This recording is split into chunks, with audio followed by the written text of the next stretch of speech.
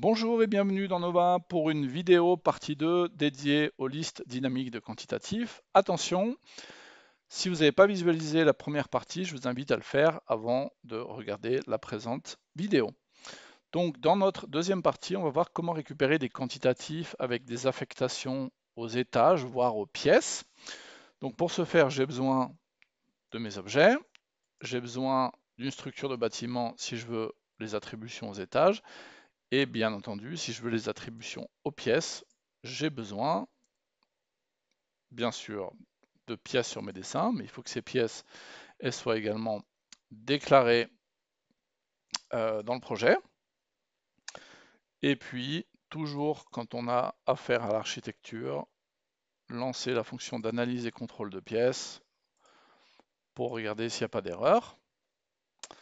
Et maintenant, je vais demander à Nova en fait de renseigner ou de calculer, de déterminer en fonction des positions des éléments leur attribution aux pièces. Si je clique sur un lavabo, j'ai dans la fenêtre des propriétés une rubrique position. Pour l'instant, elle est vide. Je vais aller maintenant dans le menu architecture, routine d'analyse des emplacements de composants dans le bâtiment.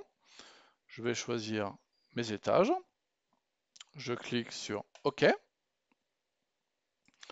Je poursuis. Et maintenant, si je clique sur mon lavabo, j'ai une affectation d'emplacement, le local numéro 3 dans mon exemple. Et si je fais un clic droit info, je vais également récupérer voilà, les informations sur le bâtiment, le local, etc., etc. Donc maintenant, on va aller dans notre liste dynamique qu'on avait créée dans la partie 1. Je vais rajouter mon deuxième étage.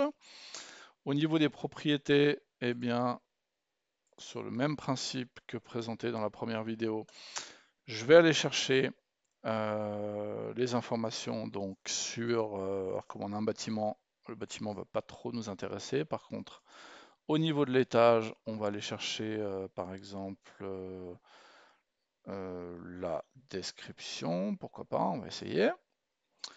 Et puis on va ensuite aller chercher au niveau de la pièce. On va aller chercher par exemple la description aussi. Voilà. Et ensuite on récupère l'info pour nos éléments électriques en cliquant sur Ajout photo. Et pour finir, je vais renommer ici, je vais l'appeler étage tout court, mon intitulé.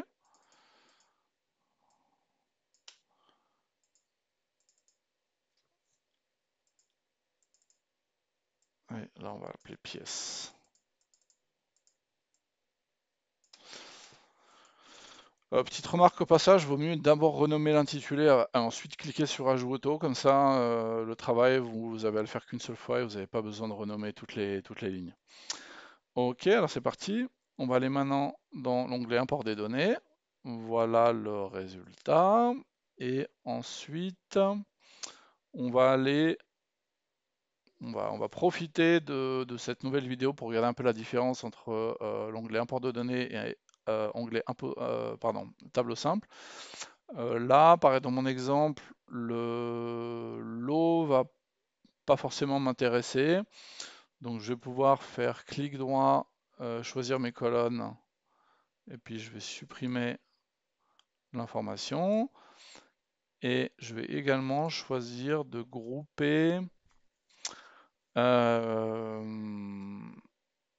les données par rapport à l'étage. Donc je vais sélectionner cette colonne, je vais la glisser ici, et voilà le résultat. Donc vous voyez bien la différence, là on a un aperçu tabellaire brut, et là on a un aperçu tabellaire qui a été un petit peu travaillé. Pour changer de ma présentation dans la première vidéo, je vais cliquer sur la fonction exporter sous Excel. On appelait exemple liste dynamique quantitatif partie 2. On enregistre. Et on va jeter un œil au résultat.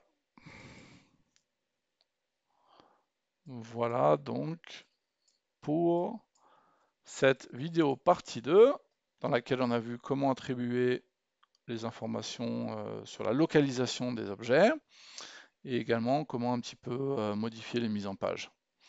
À bientôt!